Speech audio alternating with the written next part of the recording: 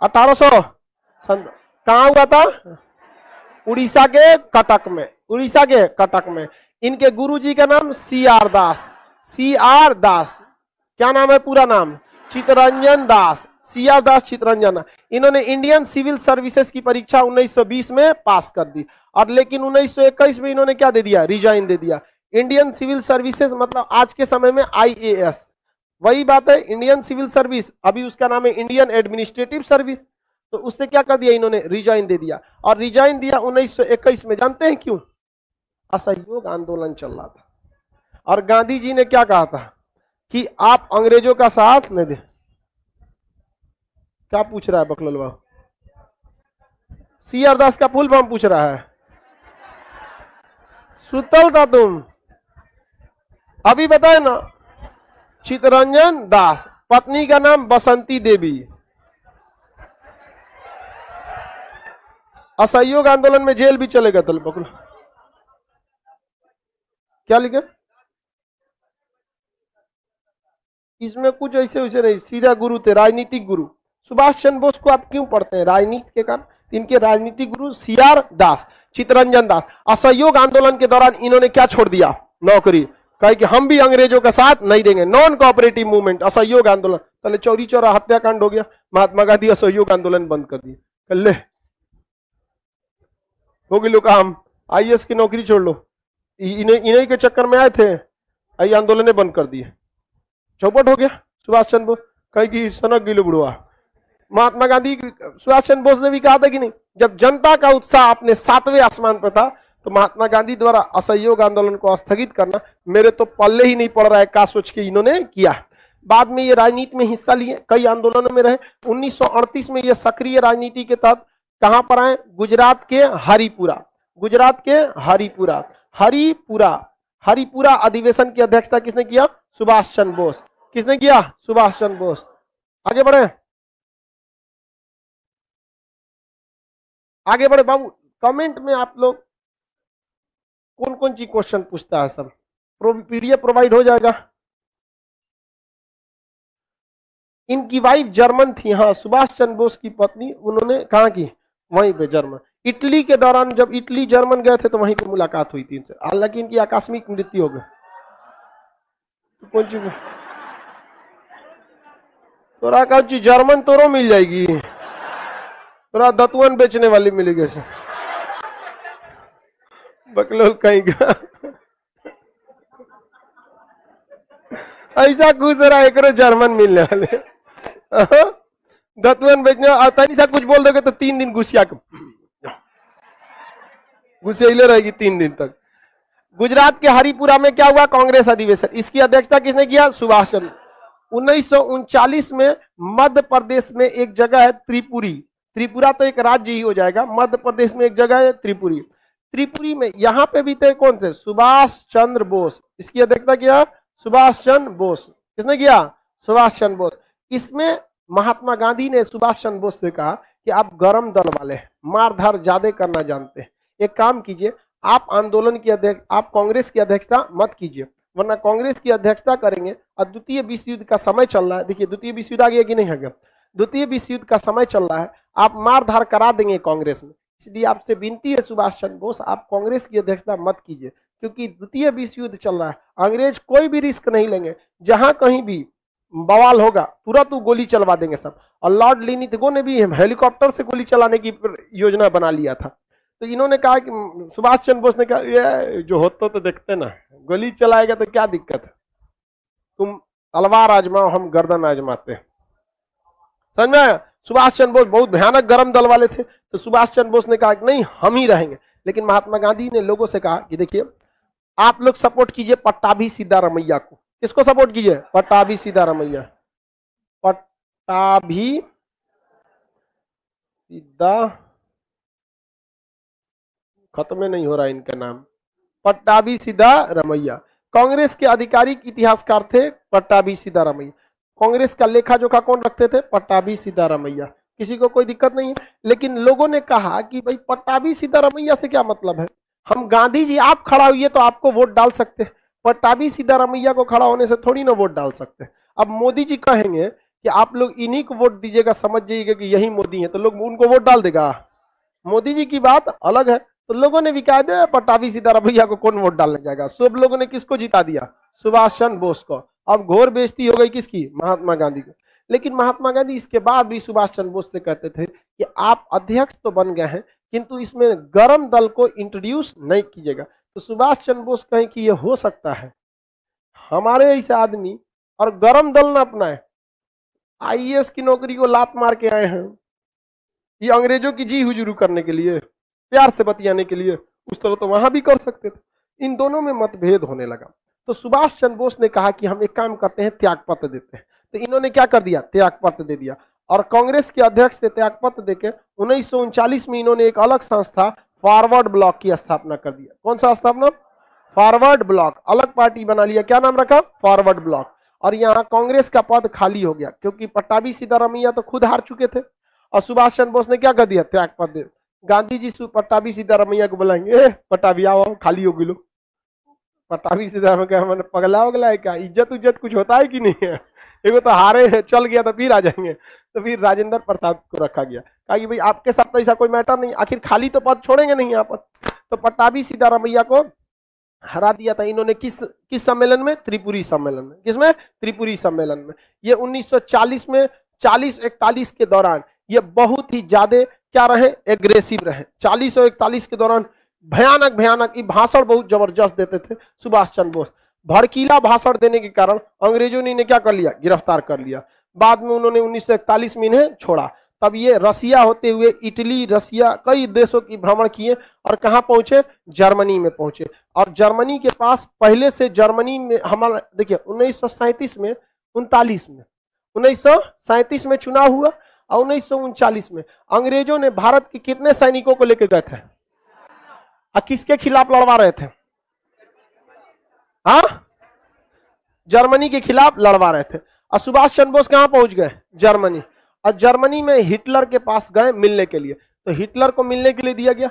Hitler के office में कौन पहुंचे? सुभाष चंद्र बोस। और हिटलर के ससुरे के हिटलर आया, सारे लोग सैल्यूट किए, हिटलर आ गया, सर सर सर हिटलर आ गया। हिटलर, सुभाष चंद्र बोस खड़ा भी नहीं है हिटलर के आगे। हिटलर चल गया गुस्सिया के।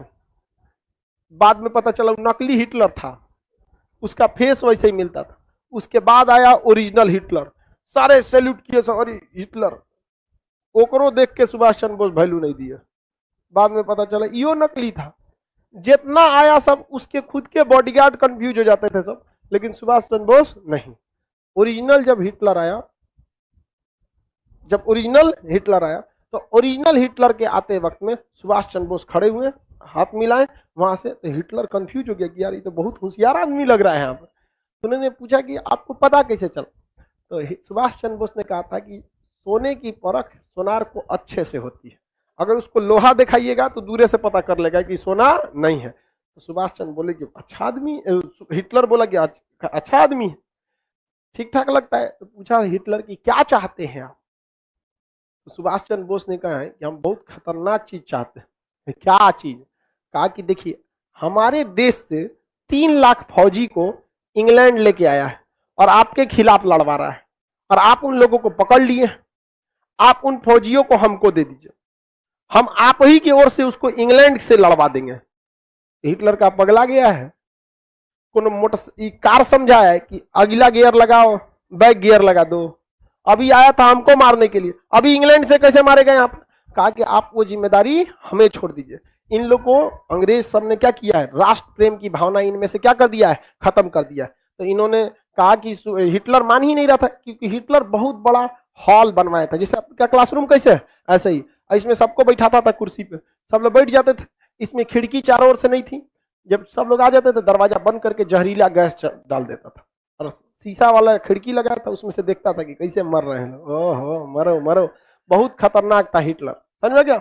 हिटलर बहुत ही मतलब किसी की बातें नहीं सुनता था। आज भी लोग कहते हैं ना हिटलर शाही तुम्हारा नहीं सुनेंगे, किसी की बात नहीं सुनता था। सुभाष चंद्र बोस ने कहा कि आप मार के क्या करेंगे, आप हमें एक मौका दीजिए, हम इन भारतीय सैनिकों को अपने देश ले जाएंगे, और अपने देश ले जाके किसको मारेंगे? ब्रिटेन वाले को मारेंगे। तो ब्रिटेन वाला वहां पिटाएगा तो यहाँ पे भी उसका असर देखने को मिलेगा। तो हिटलर ने मौका दिया किसको? सुभाष चंद्र बोस को। सुभाष चंद्र बोस के पास बहुत सारे फौजी थे, तो देखे उन्होंने मनाया कि भाई देखो अंग्रेजों को मारो, ऐसे गांधी जी की तरह नहीं कि प्रथम विश्व युद्ध में साथ दिए आजादी मिलेगा, मिल गया आजादी, नहीं, तो तुम द्वितीय विश्व युद्ध में अंग्रेजों का साथ देने आए हो, आजादी मिलेगा, कभी नहीं मिलेगा। भारतीय सैनिक पहले सुभाष चंद्र बोस के खिलाफ थे, क्योंकि सैनिकों को वेतन ठीक ठाक इंग्लैंड दे देता था, लेकिन भारतीय सैनिक जो थे उनको मोटिवेट किए सुभाष चंद्र बोस। बर्मा में इन्होंने प्लान बनाया कि बर्मा के रास्ते मतलब म्यांमार के रास्ते भारत में जाया जाएगा। सुभाष चंद्र बोस बहुत जबरदस्त थे, उनका एक नारा भी था, तुम मुझे खून दो मैं तुम्हें आजादी दूंगा। सुभाष चंद्र बोस सबको क्या किए, एकदम मोटिवेट किए सारे सैनिकों को। वह खून कहो किस मतलब का जिसमें उबाल का नाम नहीं, वह खून कहो किस मतलब का आ सके देश के काम नहीं, वह खून कहो किस मतलब का जिसमें जीवन न रवानी है, जो परवश होकर बहता है वह खून नहीं है पानी है। उस दिन लोगों ने सही सही खून की कीमत पहचानी, जिस दिन बर्मा में सुभाष ने मांगी उनसे कुर्बानी थी। बोले स्वतंत्रता की खातिर बलिदान तुम्हें करना होगा, तुम बहुत जी चुके जग में लेकिन आगे तुम्हें मरना होगा। आजादी के चरणों में जो जयमाल चढ़ाई जाएगी वह सुनो तुम्हारे शीशों के फूलों से गूंथी जाएगी। स्वतंत्रता का संग्राम कहीं पैसों पर खेला जाता है या शीश कटाने का सौदा नंगे सर झेला जाता है। अजान बाहों ऊंची करके बोले रक्त तुम मुझे देना, बदले में भारत की आजादी तुम मुझसे लेना। हो गई सभा में उथल पुथल, सीने में दिल न समाते थे, स्वर इंकलाब के नारे कोसों तक सुनाई देते थे। बोले सुभाष वह आगे आए जिसमें भारतीय खून बहता हो, वह आगे आए जो खुद को हिंदुस्तानी कहता हो, वह आगे आए जो इस पर हस्ताक्षर करता हो मैं कफन बढ़ाता हूं, वह आगे आए जो इसे हंस कर लेता हो। सारी जनता हुंकार उठी, हम आते हैं, माता के चरणों में अपना रक्त बहाते हैं। साहस से बड़े युवक उस दिन बढ़ते ही जाते थे, चाकू छुरी कटारों से वे अपना रक्त बहाते थे, फिर उस रक्त की स्याही में वे अपनी कलम डुबाते थे और आजादी के परवाने पर हस्ताक्षर करते जाते थे। उस दिन तारों ने देखा हिंदुस्तानी विश्वास नया, जब लिखा भारत के महारणवीरों ने खून से इतिहास नया। तो पूरे भारत के सैनिक जो थे, जबरदस्त सैनिकों में उछाल आया, बाप रे पूरे भारत के सैनिक उजाड़ देंगे रे इंग्लैंड को हम। यहाँ हिटलर देखा, कहा कि ये कौन आदमी है रे, यहाँ पूरा माहौल बदल के रख दिया यहाँ पे। सुभाष चंद्र बोस को देखकर हिटलर बहुत प्रभावित हुआ और हिटलर ने बहुत सुभाष चंद्र बोस की इज्जत किया और सुभाष चंद्र बोस को हिटलर ने नेताजी की उपाधि दिया था। सुभाष चंद्र बोस के योगदान को कोई नहीं भूल सकता। आप लोग बस एक लाइन पढ़ लेते हैं, तुम मुझे खून दो मैं तुझे आजादी दूंगा।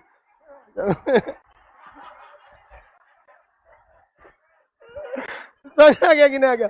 सुभाष चंद्र बोस के योगदान को नहीं, खैर आप लोग के लिए उतना जरूरी है, तुम मुझे खून दो मैं तुम्हें आजादी दो, नारा आपके लिए, समझ आ गया? चलो अब आगे समझते हैं। सुभाष चंद्र बोस जो थे वो इन सैनिकों को क्या किए, हिटलर के सहयोग से प्राप्त किए, लेकिन हिटलर ने कहा कि इन सैनिकों में अभी भी ट्रेनिंग का क्या है, अभाव है, ये डायरेक्ट नहीं लड़ पाएंगे। देखो लड़ने आए थे, हम पकड़ के रख लिए कि नहीं रख लिए, इनको क्या जरूरत है, प्रॉपर ट्रेनिंग की जरूरत है। अब देखिए द्वितीय विश्व युद्ध में ना दो एलाइज फोर्स थे, मतलब तीन देश थे जो आपस में एक साथ थे। इधर में था जर्मनी, इटली और यहाँ पे जापान। ये तीनों जो थे ये ध्रुवीय राष्ट्र थे सब, इन्हें कहा जाता है एक्सियल फोर्सेज। और जो एलाइज फोर्सेज थे उसमें बड़े बड़े देश थे, अमेरिका था, कनाडा था, ब्रिटेन था, फ्रांस था, रूस था, ये सब थे सब।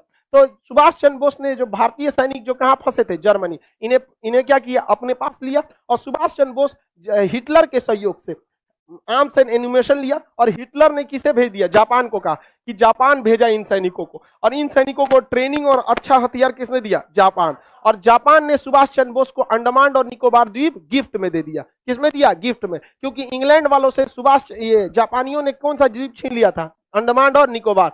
तो यहां पर सुभाष चंद्र बोस ने अंडमान और निकोबार द्वीप का नाम क्या रख दिया, शहीद एवं स्वराज, शहीद एवं स्वराज नाम रख दिया। और यहां पर सुभाष चंद्र बोस को मिला, सिंगापुर में सुभाष चंद्र बोस ने आजाद हिंद सरकार बना लिया। क्या बना लिया, आजाद हिंद सरकार। कहा कि देश गुलाम नहीं है, हमारी सरकार है, अभी हम सिंगापुर से शासन कर रहे हैं, धीरे धीरे धीरे धीरे दिल्ली पहुंचेंगे। और सुभाष चंद्र बोस ने सिंगापुर से ही ऑल इंडिया रेडियो पर बोला था, मुझे इस लड़ाई में राष्ट्रपिता महात्मा गांधी की आशीर्वाद की जरूरत है। तो बताइए महात्मा गांधी को राष्ट्रपिता किसने कहा था, सुभाष चंद्र। देखिए सुभाष चंद्र बोस और महात्मा गांधी में मतभेद नहीं था, दोनों की आइडियोलॉजी अलग थी। सुभाष चंद्र बोस 24 कैरेट गरम दल वाले और महात्मा गांधी 24 कैरेट नरम दल वाले, ये दोनों आपस में मिल नहीं सकते, लेकिन विवाद नहीं था। आप इतिहास को उस तरह से पढ़िए जिस तरह से हुआ है, ऐसे नहीं कि आप कह देंगे महात्मा गांधी उसमें झगड़ा था। अब आप ही बताओ, हम जीएस के टीचर और कोई मैथ के टीचर, हम दोनों लोग एक चीज पे कैसे जा सकते हैं? भाई उनका चीज पढ़ाने का तरीका अलग, हमारा अलग है। दोनों अलग अलग होंगे कि नहीं, लेकिन अल्टीमेट काम क्या है, आप लोग का रिजल्ट दिलाना। अगर हम जीएस, हम या इंडिया का कोई भी जीएस का टीचर, उसका जीएस में योगदान है, जो भी मैथ के टीचर उनका मैथ में योगदान है, रीजनिंग में योगदान है। आपको तो जरूरत दोनों की है, कि ऐसा थोड़ी है कि आप जीएस पढ़ लेंगे मैथ नहीं पढ़ पाएंगे तो आपका रिजल्ट हो जाएगा। आपको तो बैलेंस लेके चलना है। वो अलग बात है कि बीपीएससी, यूपीएससी या दरोगा, रेलवे, इस सब में जीएस का वेटेज ज्यादा है, लेकिन ओवरऑल आपको तो लेके सबको चलना है। तो नरम दल भी जरूरत थी और गरम दल भी जरूरत थी। युवाओं का कहना है कि नरम दल की क्या जरूरत थी। अरे नहीं भैया, संगठन संगठित करने का काम नरम दल ही किया। और आप ध्यान से देखेंगे, नरम दल से ही जो एक्सट्रीमिस्ट लोग थे वो गरम दल के रूप में गए थे। समझ आ रहा है कि नहीं आ रहा है? किसी को कोई दिक्कत नहीं? तो महात्मा गांधी से सुभाष चंद्र बोस ने क्या कहा? हाँ, राष्ट्रपिता। सर सुभाष चंद्र बोस इतने पढ़े लिखे थे फिर भी गरम दल के कैसे हो गए? भाई गरम दल और नरम दल ये पढ़ने लिखने पे उतना डिपेंड नहीं करता है, डिपेंड करता है आइडियोलॉजी कैसे है। हम नरम दल के हैं। सोचो, हम आज भी कहते हैं कि हम मतलब पढ़ाते हैं बस, बट टीचर बनने का हमारा 1% भी सपना नहीं, 1% भी नहीं। पढ़ाते हैं वो अलग बात है। शुरुआत में हम पढ़ाना चालू किए थे फ्रस्ट्रेशन दूर करने के लिए, क्योंकि हमको आर्मी में इस चीज से छांटा था जो कभी सही नहीं हो सकता था। नंबर कम था, छाट देते, अगली बार और मेहनत करके आते। मेरिट में हाथ बहुत टेढ़ा है ससुरा, दिखता है यहाँ पे, ऐसे हो गया यहाँ पर। फ्रस्ट्रेशन में कभी मम्मी को बोल देते थे आपको ध्यान नहीं रखना चाहिए, बचपन में तेल ओल सही से मालिश किया जाता है। बहुत ज्यादा फ्रस्ट्रेट थे, तो हम पढ़ाना चालू किए थे फ्रस्ट्रेशन में, अकेले टेंशन में रहते थे, सोचते थे तो हमारा जिंदगी खत्म हो गया। एक को तो सपने देखे थे फौज में जाना है, ऐसा ही कैसे होगा, आर्मी में कुछ नहीं सुनता है। तो हम फ्रस्ट्रेशन की वजह से पढ़ाना चालू किए थे, यही में पढ़ाते रह गए यहाँ पर। समझ में आया कि नहीं? तो ऐसा नहीं है कि भाई जो पढ़ा लिखा है वो गरम दल का नहीं हो सकता है, नरम दल का ही रहेगा। अमूमन देखिएगा गांव वगैरह के लोग, ग्रामीण क्षेत्र के लोग गरम दल वाले होते हैं। मार ससुरा के, निकाल लाठी, यहाँ मार दे, यहाँ पे तुरंत मारो यहाँ पे। तो शहरी क्षेत्र के लोग थोड़ा सा नरम दल, ग्रामीण क्षेत्र के लोग थोड़ा गरम दल। बट पटना शहरी क्षेत्र है, हमको लगता है यहाँ सब गरम दल का। अजीब टाइप का मेंटेलिटी हो गया यहाँ पर। जाम में फंसे थे भिकना पहाड़ी पे, एक लड़का पैदल जा रहा था, एक स्कूटी वाला को हल्का सा लग गया, ज्यादा जोर से नहीं लगा। जाम में कितना लगेगा? तो कह रहा है भाई पैरवा पे चढ़ा दिया, नहीं दिख रहा है। तो उठ के कह रहा है एक झापड़ दे दिया। बड़ा खराब लगा हमको। वो केवल इसीलिए एक झापड़ उसको दे दिया क्योंकि वो देख रहा था कि ये पैदल है, क्या कर लेगा मेरा। मेंटेलिटी सोचिए, अगर सामने वाला कुछ नहीं कर सकता है तो हम कुछ कर देंगे। तनी हमरा से बोले स्कूटी है ओकरा सहित गड़िया में रख लेते हैं। हाँ, यहाँ कोल्ड स्टोर है, ये अगले सीजन में छोड़ते हैं। ना मतलब देखिए मेंटेलिटी देखिए लोगों की, उसके अंदर गुस्सा पावर कुछ नहीं है। वो देख रहा है कि हमारा जिससे झगड़ा है वो कुछ नहीं कर सकता। वही विधायक जी रहते तो बांध के लेके चल जाते हैं, चुनाव में होकर बांट देते। एक से एक रहता है। चलो अब आगे समझते हैं। तो बताइए सुभाष चंद्र बोस ने आजाद हिंद सरकार की स्थापना कहां कर दिया? सिंगापुर में। और यहीं से सैनिकों को कहा था कि अब हमें यहां नहीं रुकना है, कहां चलना है? दिल्ली चलो। दिल्ली चलो का नारा, तुम मुझे खून दो मैं तुम्हें आजादी दूं। सुभाष चंद्र बोस। नेताजी की उपाधि किसने दिया इन्हें? Adolf Hitler. Adolf Hitler, Hitler का पूरा नाम एडोल्फ हिटलर था। हिटलर का पूरा नाम क्या था? Adolf Hitler. अब यहां से ये बर्मा में है, कहां पहुंचे? बर्मा। बर्मा में यहां पर उन्होंने हेड ऑफिस बनाया था, बर्मा, अभी का नाम म्यांमार है। वहां पर यहां पर आजाद हिंद फौज से उनकी क्या हो गई? मुलाकात। क्योंकि सुभाष चंद्र बोस के पास जो सेना थी तो वो वेल ट्रेंड थी। जर्मनी में भी ट्रेनिंग मिला, जापान में भी मिला, आधुनिक हथियार मिला और एक योग्य कमांडर मिला। आपका कमांडर तगड़ा रहना चाहिए, युद्ध आप ऐसे ही जीत जाएंगे। अगर कमांडर डरपोक मिल गया, युद्ध कभी नहीं जीत पाएंगे। वहां पर चाइना और भारत के बीच जो गलवान घाटी हो रही है, तो भारत अभी भी वहां अपना पंजाब रेजिमेंट का 11 कोर को तैनात किया हुआ है। अभी भी 1.5 साल हो गया, अभी भी वहां हमारे ही कमांडर वही हैं। और चाइना ने अपने कमांडर को 7 बार बदल चुका, 7 बार बदल चुका, सोच सकते हैं। इसलिए हम गर्व है हमें हिंदुस्तानी सेना पे, आज भी वो डटे हुए। वहां बिहार रेजिमेंट वाला मारा था सब। ये तो और मन बड़ होता है, दौड़ा दिया वहां पर। इनके कमांडर कहते रह गए, अरे एग्रीमेंट है हम लोग का 1996, हम हथियार नहीं चला सकते। बिहारी बोला था कौन मार गोली चला रहा है, लाठिए बहुत हो लो है। एक ट्रेनिंग तो हम लोग को बचपने से है। मार लाठी मार मार दी। बताइए, जिस देश का कमांडर बदला जाएगा उस देश का सेना का मनोबल गिरेगा कि नहीं गिरेगा? खत्म हो जाएगा। अब वो सब टिक नहीं पाता, ऐसा ना खाना पे भी बोला जाता। अमेरिकन सेनापति ने कहा था कि सेना कितना लड़ेगी ये डिपेंड करता है उसके पेट में कितना अनाज है। तो भारतीय सेना का खाना जो है ना, या इंडियन खाना बहुत ठोस होता है। चाइनीज वाला चाउमीन, चाउमीन चाउमीन का उस तरह हम लोग कहीं अटक जाएगा। चाउमीन खत्म होने के बाद पता चलता है कि नहीं अब पेट में पहुंचा है, तब तक तो हम लोग ऐसा फेगस में अटका रहता है। चाउमीन खा के लड़ाई करेंगे। यहाँ बिहार वाला है, लिट्टी खा के जाएगा, चना भिगा के ले जाएगा, मार तो सुभाष चंद्र बोस के पास एक अच्छी फौज थी कि नहीं थी? सुभाष चंद्र बोस के पास एक योग्य सेना थी, और सुभाष चंद्र बोस में नो डाउट एक योग्य सेनापति थे। हालांकि वो खामखा में आईएएस की नौकरी में गए थे, उनको भी सेना में जाना चाहिए था, लेकिन वो भी सेना में नहीं जा पाए। कोई बात नहीं, लेकिन सेना में सर्व करने का मौका मिला कि नहीं? कहीं सचुरा मार हो जाए तो हम लोग घुस जाते हो, बाहर में जाओ, हाथ टेढ़ टाड़े, कोई दिक्कत नहीं। अब तो दीजिएगा ना निपटा, हमरा देता तो हम कब के तिब्बत में घुस जाते तो बाहर में जो है। तो सुभाष चंद्र बोस के सामने एक समस्या यहाँ आई कि बर्मा में पहले से भारत के सैनिक थे सब। उस समय एक फौज थी जिसका नाम था आजाद हिंद फौज। आजाद हिंद फौज, देखिए आजाद हिंद सरकार ने गठित किए थे सुभाष चंद्र बोस। आजाद हिंद फौज कैप्टन मोहन सिंह, एक कैप्टन थे, कैप्टन मोहन सिंह। कैप्टन मोहन सिंह ने आइडिया दिया कि क्यों ना हम भारतीयों के लिए एक फौज बनाएं। तो ये किसने आइडिया दिया? कैप्टन मोहन सिंह। और ये जिम्मेदारी दी गई रास बिहारी बोस को। किसे दी गई?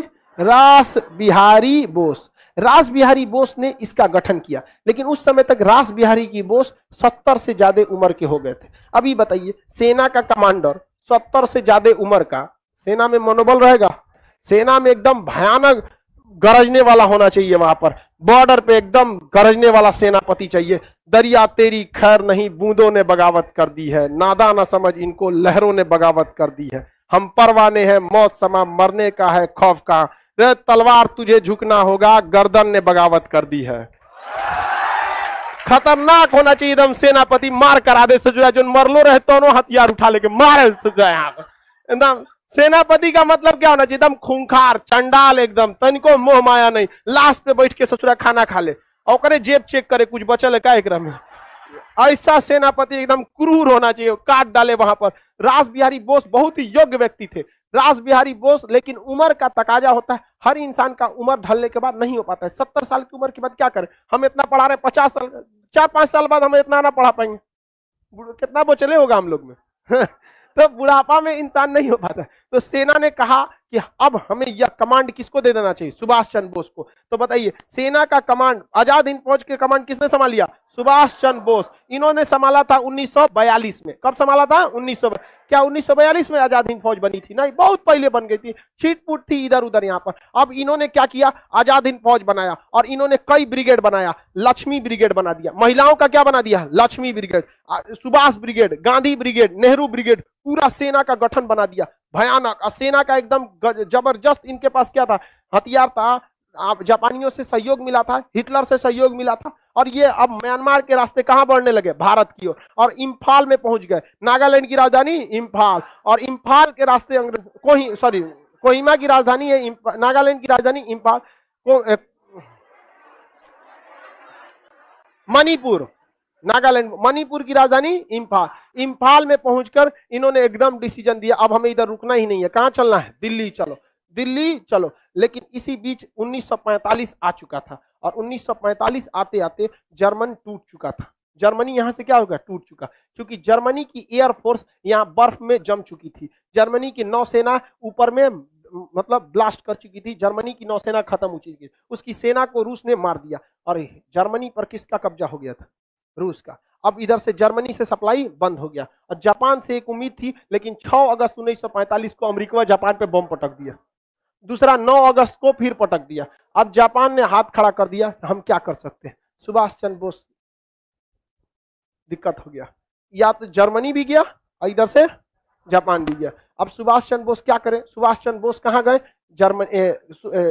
यहाँ पर जापान। कहा कि कुछ तो सहयोग कीजिए। कहा कि भाई देख, हमारी जगह तू रहता तो क्या करता? 2 गो बम पटके लो। अमेरिका कह रहा है सरेंडर करो, नहीं तो 30 का पटकेंगे तुम्हारे ऊपर। हम क्या करेंगे। और वो बम बनाने का फॉर्मूला जान गया है, मान के चलो कि उसके बाद दुइये गो है, उसके पास फॉर्मूला है ना, 1 महीना में दूसरा का बना लेगा। अब आपको मान के चलिए आप रोटी बनाना जानते हैं, रोटी खत्म हो गया, क्या दिक्कत है, आटा सान के फिर बना लेंगे। हम लोग जैसे को ना दिक्कत है जो नहीं जानता है, तब वो बना लेगा आदमी तेज टाड़, बिना उसको बेले ले उसको गोल के चढ़ा दो एकदम आग, एकदम बिना बेले एकदम चढ़ा दो आग पे एकदम, पेट तो भरेगा कि नहीं बनेगा। तो यहां पर आपका 6 अगस्त को बम गिरा, 9 अगस्त पे बम गिरा। सुभाष चंद्र बोस यहां से अब वापस आए 9 दूनी 18 अगस्त। कब आप वापस आए? 18। कहें कि अब अपने से ही देखना है हम लोग। जब जहाज से आ रहे थे तो ताइवान के पास इनका जहाज दुर्घटनाग्रस्त हो गया, और 18 अगस्त 1945 को सुभाष चंद्र बोस की क्या हो गई, विमान दुर्घटना में मृत्यु हो गई। ताइवान का उस समय का नाम फार्मूसा था। क्या नाम था? फार्मूसा। उनकी मृत्यु हो गई। अंग्रेजों ने इसकी, जापान ने इसकी पुष्टि कर दिया 22 अगस्त को, जबकि 18 अगस्त को ही इनकी क्या हो चुकी थी, मृत्यु। अब भारत में एक अलगे कहानी लेकर लोग घूमते हैं कि नहीं जीवित थे। अरे भाई जीवित थे तो छुप के रहने वाले आदमी थे। आपको लगता है कि सुभाष चंद्र बोस ऐसा इंसान थे जो छुप के रहेंगे? अजब हाल है, शेर बूढ़ा भी हो जाए ना